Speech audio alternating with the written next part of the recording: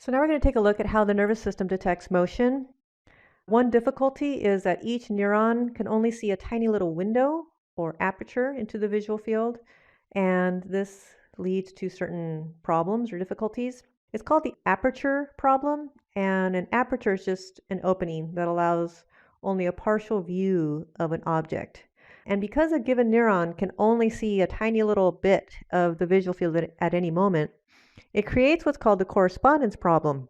And it has to do with how does that neuron know that, say, a square that it's seen or detecting at one point in time is the same square that was perhaps in a different location a moment earlier. How does the brain figure out that an object in one location at time 2 is the same object in a different location at time 1? And so that gives us what's called, again, the correspondence problem. How do we figure out that, say, this square at one moment corresponds to this square at another moment? So I'm going to put these in motion. And you may perceive the squares rotating in a clockwise motion, but you may also see them moving, rotating here in a counterclockwise motion. So hopefully you got the sense that we can detect motion in either clockwise or counterclockwise direction just as easily.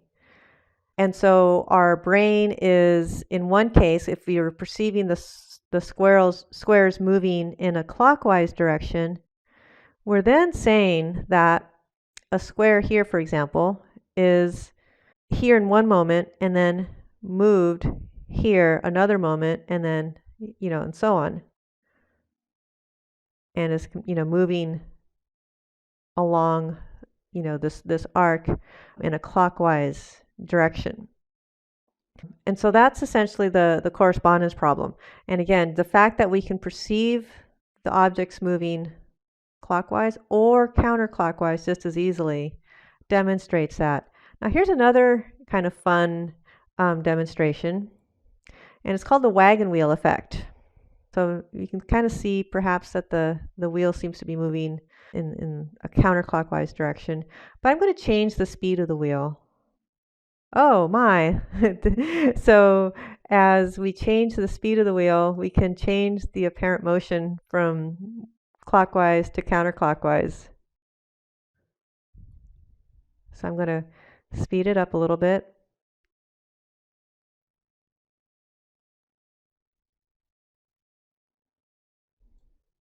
And you may hopefully be experiencing these fluctuations in the wheel moving first clockwise or counterclockwise. And again, that's just an example of what happens due to the correspondence problem.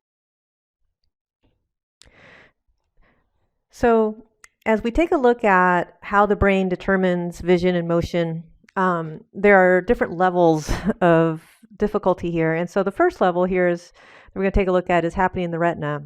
The retina obviously is critical for figuring out if something's moving or not. And the idea is that there are neurons that are able to deduce whether or not an object is moving based on the signals that particular visual receptors are providing. So obviously the visual receptors are in the retina, they're the rods and cones.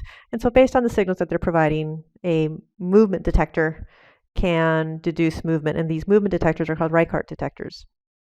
Reichardt detectors are the M motion sensitive neurons here that I'm, sort of highlighting.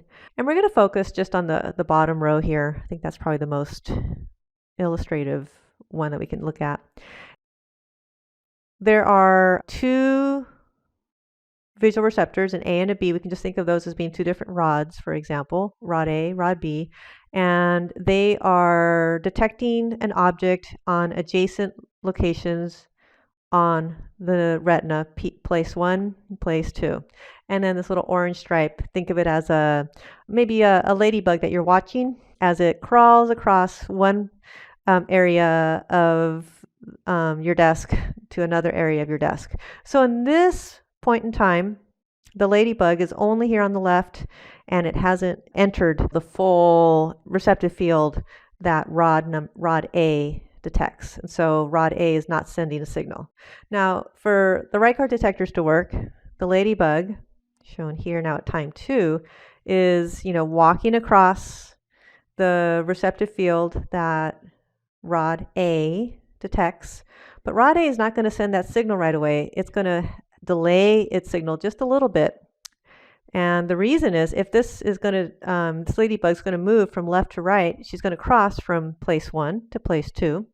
And that's what we see here at time 3. She's now moved from place 1 to place 2. When she covers the area of place 2, she will now lead rod B to create a neural signal. We see that here.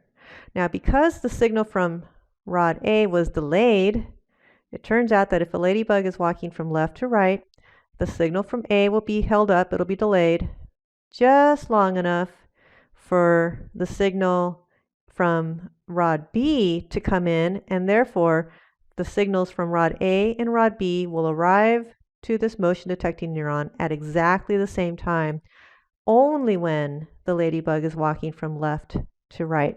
Just a simple delay here in the visual receptor, think of it again as a rod, will allow this system to detect motion from left to right, right? So if it's detecting motion from left to right, the signal from the left rod A here, is delayed, and allowing it to arrive at the same time as the signal from the rod covering the right area here, and allowing those two signals to come in together. And so obviously the system only detects movement from left to right. What would it look like for a ladybug crawling from right to left? Where would the delay have to be in this case? If she's crawling from right to left, we need the delay here. So that's how Reichardt detectors work. It's a very simple little system. Just inserting a little delay will allow the brain to figure out if something's moving, say, from left to right versus right to left. And so you would have to have a separate little Reichardt detector, motion detecting neuron, for movement from left to right, and a separate one from right to left.